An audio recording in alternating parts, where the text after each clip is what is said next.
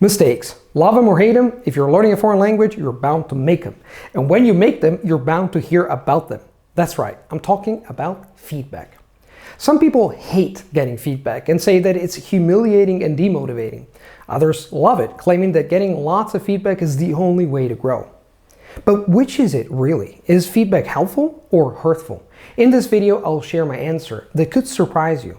Oh, and don't forget to watch until the end because I got some powerful tips on how to handle feedback like a pro. When talking about getting feedback in language learning, there are generally two schools of thought. Either feedback hurts or feedback helps. Let's start with the first idea, that feedback hurts.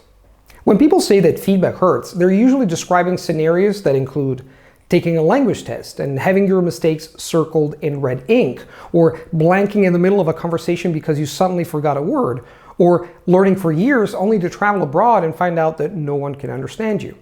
Conversely, when people say that feedback helps, they typically mention situations like taking a language test and finding out that you performed better than you did on your last one, talking to a native speaker and realizing that you can actually hold a decent conversation, realizing that no matter how long you learn, you'll always be able to find ways to improve.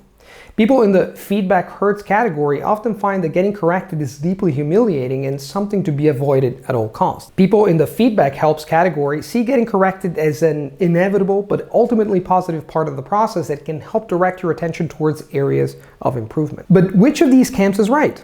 As a language learner, should you run from feedback or embrace it? Truth be told, I believe the answer is actually somewhere in between. You should avoid corrections in some situations and actively seek them out in others. But how can we know when to do which? How can we determine when feedback is useful and when it is useless? Allow me to explain. In all my years of language learning, I've gotten thousands, if not tens of thousands of corrections. Getting these corrections has made me feel great, terrible, and everything in between. All this experience has helped me understand that the utility of language feedback is dependent on three key factors. These factors include your overall skill level in your target language, how you feel about feedback, and how the feedback is delivered. Let me explain each of these factors in detail so that you can learn to absorb only the most useful forms of feedback and ignore the rest. Let's talk about skill level. It goes without saying that there's not a language learner in this world who speaks his or her target language perfectly without making any mistakes. That being said, everyone is liable to receive feedback, no matter if you're an absolute beginner or the most advanced near native on the planet. So who then is feedback most useful for? Since beginners make lots of mistakes and advanced speakers make less, you might assume that feedback is most useful for beginners, who need it most of all. But I actually believe the opposite. Feedback is most useful for intermediate and advanced speakers and least useful for beginners. Why is this? Because when you start learning a language from scratch, there's simply too many things to pay attention to. Since you know very little of the language, feedback that addresses all or even most of your shortcomings would be absolutely overwhelming, like drinking from a fire hose. As you progress towards the intermediate level and beyond, you'll get to a point where you do most things decently well, meaning there's actually a lot fewer things you could be corrected on, at least compared to when you began. At this stage, your brain is much better equipped to handle the realities of receiving feedback and using that feedback to improve your skills. Since a certain amount of the language has already become automatic for you, you have the mental bandwidth to pay attention to your weak points and actually fix them. A beginner, to whom nearly everything is brand new, does not have this luxury. So giving feedback to a beginner is much less likely to be useful. Let me give you an example of this from my own life. Recently, I took a trip to the Italian city of Siena with Max, a German friend of mine. Throughout the trip, we alternated between speaking German and Italian so that we could both practice our skills. Despite the fact that German is one of my strongest languages, I asked Max to share every single mistake that he noticed in my speech. It wasn't always easy to get corrected in this manner, but I made sure to take lots of notes. Why? Because I know that my German is otherwise good enough that I can spend my time and mental energy focusing on these mistakes and gradually eliminating them from my speech. Let's move on to the next major factor that determines whether or not corrections are useful: your feelings about feedback. In many ways, feedback is an inescapable part of life. Even outside of languages, most of us have spent years in school getting all different kinds of feedback. Grades on exams, academic report cards, and all sorts of reactions from our friends, families, and even complete strangers. These experiences are often uncomfortable or even downright negative. No one likes to fail an exam or be told that they're not quite as good at something as they would like to be. This, of course, happens in language learning as well. When we make mistakes with our language use, we risk being judged, misunderstood, or even laughed at. And that's not fun for anyone. But it would be unfair to paint feedback as a wholly negative experience. For example, I'm sure you've had many experiences in your life where feedback helped you overcome a stubborn obstacle or achieve something that you previously thought impossible. So, even though you've likely experienced times where feedback was both welcome and unwelcome, you've likely developed a habit of expecting one or the other type in your mind. You automatically assume that correction will help you or that it will hurt you, regardless of the actual situation. Over time, these assumptions become a general feeling. You either like getting corrected or you hate it.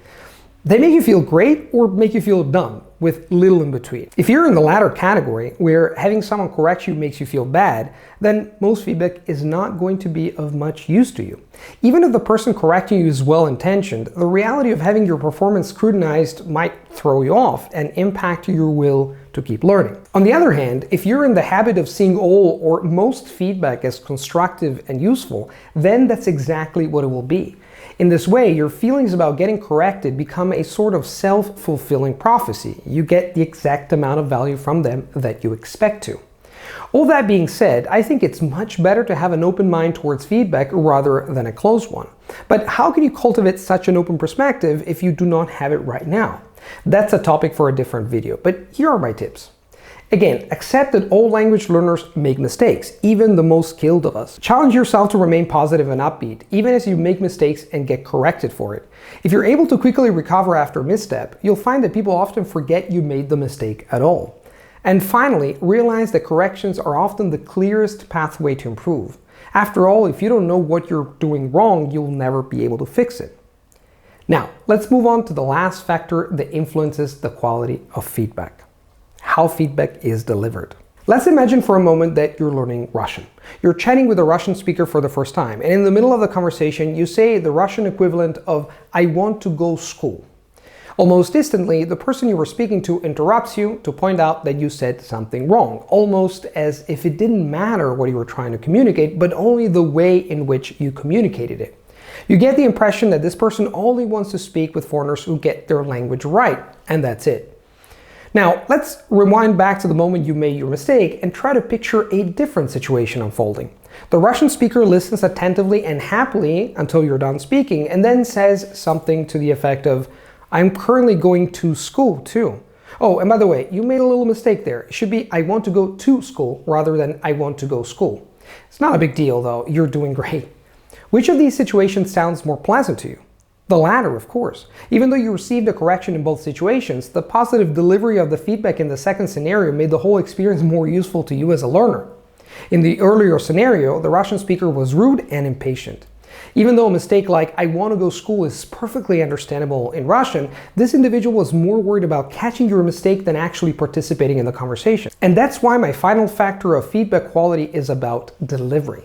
Well-delivered feedback is almost always useful, while poorly delivered feedback should always be ignored, even if the correction is essentially the same. If someone is being too harsh, too nitpicky, or even too enthusiastic about pointing out your mistakes, they're forgetting an essential fact. The language is about communication, and meaning can often be communicated effectively even in the presence of mistakes. Native speakers are capable of understanding quite a bit without judging every little aspect of your language use. And that brings me to my last point. The most useful feedback of all is the feedback that you ask for. If someone is giving you lots of unsolicited feedback or giving you feedback at inopportune times, then those corrections are much less helpful than they otherwise would be. If you want help from other people on your language skills, be sure to ask for it and then lay out clear guidelines for the kind of help you are looking for. The best feedback is feedback that is positive, appropriate, and well-timed. So make sure to let the native speakers you interact with know what kinds of correction you want and when you want them. Alright, that's it for our discussion of feedback, at least for now. Before we go, let's review what we talked about.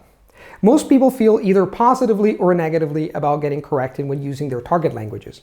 Despite this, we can't really say that feedback is either good or bad. Instead, I happen to believe that the quality of feedback is dependent on a number of factors that have to do with both the learner and the person giving the feedback. These factors are your skill level in your target language, the way you feel about feedback, and how the feedback is delivered. In a nutshell, my advice is this. If you're too new at your target language or too anxious about getting corrections, then most feedback will be useless for you.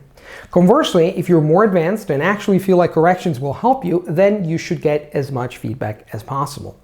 But no matter which side you're on, you should not waste your time paying attention to people who are too harsh or too frequent with their corrections, especially if you did not ask for them. It's just not worth it. That's all for now. Thanks for watching, and as always, happy language learning.